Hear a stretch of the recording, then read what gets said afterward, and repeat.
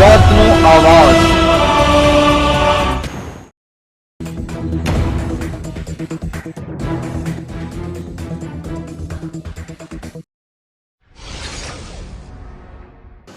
પોરબંદર લોકસભા કોંગ્રેસના ઉમેદવારે ડિજિટલ પ્રચારની શરૂઆત કરી છે।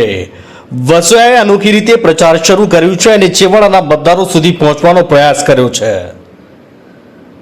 કોમ્પ્યુટરાઇઝ યુગમાં ટેકનિકલ સાધનોનો સમયસર ઉપયોગ ચૂંટણી પ્રચાર માટે લલિત વસોયાએ કર્યું છે। ઉલ્લેખનીય છે કે લોકસભા ચૂંટણીમાં વિસ્તાર બહુ જ મોટો હોય ત્યારે મતદારો સુધી દરેક વાત પહોંચાડવી અશક્ય હોય છે। ત્યારે હાલના આધુનિક યુગમાં પોરબંદર લોકસભા બેઠકના કોંગ્રેસના ઉમેદવાર લલિત વસોયાએ એમના ચૂંટણી પ્રચાર માટે હાલના આ ટેકનિક યુગમાં સોશિયલ મીડિયાનો સહારો લીધો છે અને લલિત વસોયાએ પોસ્ટર, પેમ્પલેટ અને માઇકનો ઉપયોગને તિલાંજી આપી સોશિયલ મીડિયાના સહારાથી ચૂંટણી પ્રચાર શરૂ કર્યો છે।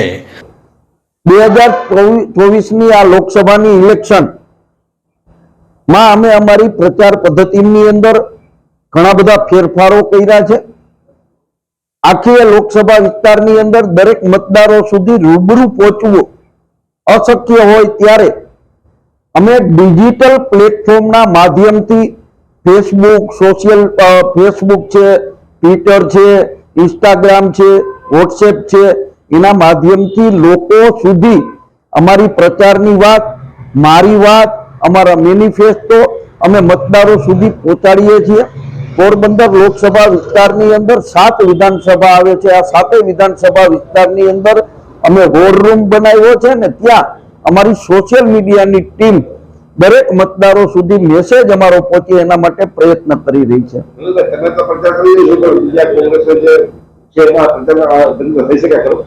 આ વખતે કોંગ્રેસ પાર્ટીના અને આમ આદમી પાર્ટીના ઇન્ડિયા ગઠબંધનના તમામ ઉમેદવારો જ્યારે અમે પ્રદેશ કાર્યાલયે અમારી મીટિંગ હતી ત્યારે પણ અમે નક્કી કર્યું છે કે સરળતાથી પ્રચાર કરી દરેક મતદાર સુધી આપણી વાત કેવી રીતે પહોંચે અને એના પ્લાનિંગ રૂપે અમે આ પ્લેટફોર્મનો ભરપૂર ઉપયોગ કરી રહ્યા છીએ।